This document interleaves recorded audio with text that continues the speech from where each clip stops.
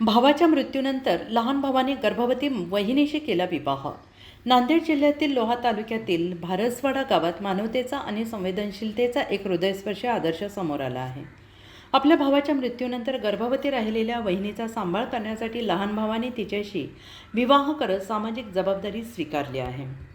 भारसवाडा येथील संतोष धनुरे या 24 वर्षीय तरुणाचा 6 महिन्यांपूर्वी शीतलसोबत विवाह झाला। मात्र काही दिवसांपूर्वी झालेल्या अपघातात संतोष याचा दुर्दैवी मृत्यू झाला। यावेळी शीतल या 3 महिन्यांच्या गर्भवती होत्या। अचानक आलेल्या या संकटामुळे शीतलसमोर मोठा प्रश्न उभा राहिलेला होता। मात्र अशा कठीण परिस्थितीत गावातील सरपंच आणि ग्रामस्थ पुढे सरसावले। शीतलचे भविष्य सुरक्षित राहावे आणि तिच्या पोटातील बाळाला वडिलांचे नाव आणि आधार मिळावा यासाठी संतोषचा लहान भाऊ राजेश्वर धनुरे याचा शीतलसोबत विवाह लावून देण्यात आला। राजेश्वरने सुद्धा मोठ्या मनाने आपल्या वहिनीचा हात धरत तिच्या पोटातील बाळाची जबाबदारी स्वीकारली। या निर्णयामुळे केवळ एका कुटुंबाला आधार मिळालेला नाही, तर समाजासमोर एक सकारात्मक आणि मानवतावादी संदेशही केला आहे। भारसवाडा गाव आणि धनुरे कुटुंबाने दाखवलेली ही संवेदनशीलता समाजातील रूढी परंपरांना छेद देणारी ठरली असून सर्वत्र या निर्णयाचं कौतुक होत आहे। दरम्यान धनुरे कुटुंबाची आर्थिक परिस्थिती हलाखीची असणारी, त्यामुळे येणाऱ्या बाळासाठी आणि कुटुंबाच्या उदरनिर्वाहासाठी शासनाने मदत करावी अशी मागणी ग्रामस्थांनी केली आहे। दादा, काय नेमकं घडलं होतं या गावामध्ये? अपघात त्यांचा कधी झाला होता आणि कधी त्यांचं लग्न झालं होतं? तेचं लग्न 7 महिन्यापूर्वी झालं होतं। संतोष मच्छी विकायचं काम करत होता। रहाटी म्हणून एक गाव आहे परभणीपाशी, त्या गावाला मच्छी काय गेला, रस्त्याच्या कडेला बसला होता। भरधाव बोलेरोने येऊन त्याला उडीलं। त्याचा दवाखान्यात नेलं की डॉक्टरनं मृत्यू घोषित केलं होतं त्याला। त्याची 7 महिन्यापूर्वीच लग्न झाल्यामुळं त्याची ही पत्नी आहे शीतल, 3 महिन्याची प्रेग्नेंट होती। त्याचा कोर्स चालू होता, 3 महिन्याची प्रेग्नेंट होती। आता करता पुरुष ते एकटंच होतं घरामध्ये, चांगलं लय शांत संयमी सगळ्या गावाचं प्रेम असलेला मुलगा होता। आता सगळ्याचं त्या पाहुण्या रावळ्याचे काही जुनी परंपरा रूढी परंपरेमुळं थोडी अडचण येऊ लागली, पण सगळ्या गाववाल्याचं म्हणणं होतं की ते लेकरू जगलं पाहिजे, संतोषची एक निशाणी राहील, त्याला आपल्या संतोष राहील त्याच्या लेकराच्या रूपानं गावात राहिलं पाहिजे म्हणून सगळ्या गावानं फोर्स केला। कुटुंबानं आम्हाला सहकार्य केलं। पाहुणे रावळे समजायला थोडा वेळ गेला, पण झालं काम आमच्याच्यानं।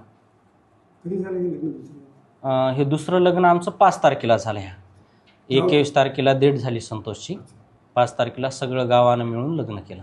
गावकऱ्यांच्या सगळ्या संमतीने सगळ्या हां, गावकऱ्यानं सगळ्या संमतीनं, गावाच्या संमतीनं ते आधी गावाचं ठरलं आमच्या की बा असं करून जाऊन त्याच्यापासून प्रस्ताव मांडूत आपण।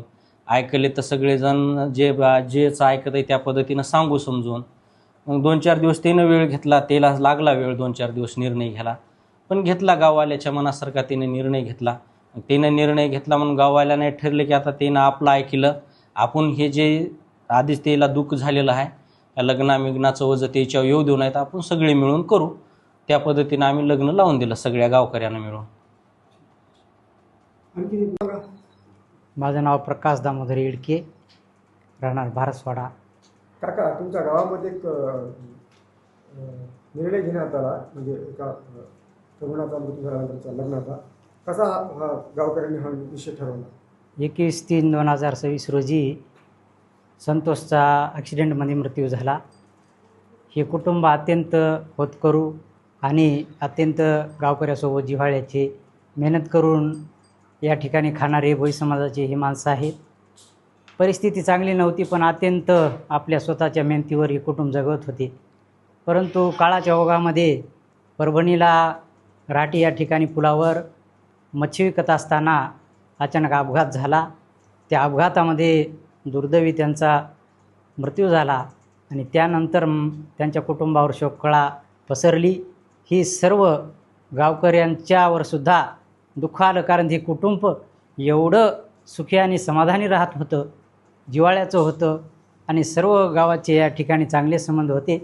परंतु याच्यामुळं सर्व गावावर सुद्धा दुःख पसरलं।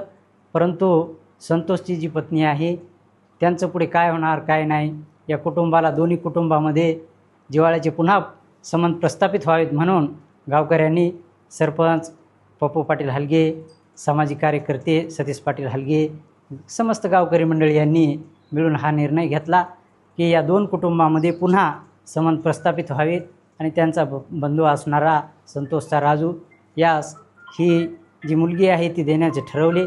त्यांचा विवाह गावकऱ्यांनी पप्पू पाटील हलगे यांनी सर्व खर्च करून सर्व त्यांच्या कुटुंबाला मानसिक तऱ्हेने तयार करून हा निर्णय घेतला. विवाह झाला, चांगली गोष्ट झाली. परंतु शासनाकडे माझी एक मागणी आहे, इथून पुढे त्यांची जी आर्थिक परिस्थिती त्या ठिकाणी ठीक नाही. शासनाने या विवाहाच्या निमित्तानं आणि हे यांच्या घरावर जी दुःखाची या ठिकाणी प्रसंग आलेला आहे त्याच्यातून सावरण्याकरता त्यांना आर्थिक मदत द्यावी, त्यांच्या लेकरांच्या शिक्षणाकरता काही आर्थिक मदत द्यावी अशी मी शासनाकडे या ठिकाणी गावकरी म्हणून विनंती करतो. ठीक आहे. गावकरी तुमच्याकडे कधी आले होते, कधी त्यांनी तसा प्रस्ताव दिला आणि नंतर घरामध्ये काय चर्चा झाली? हो तेच चांगलं गावानं सगळं चांगलं व्हायला आहे, असं व्हायला आहे, तसे सगळं चांगलं आहे. तर करूच बा असं चांगलं आहे म्हणून सांगलं त्याने. म्हणलं ठीक आहे बा तुमच्या मनावर. मग हे सरपंच पप्पू साहेब सरपंच आले, त्याने लग्नाचा आहे सगळं खर्च सारला सगळ्या गावकऱ्यानं. चांगला आता तुमच्या परिवारामध्ये सगळे लोक समाधानी आहेत? हो समाधान. ठीक.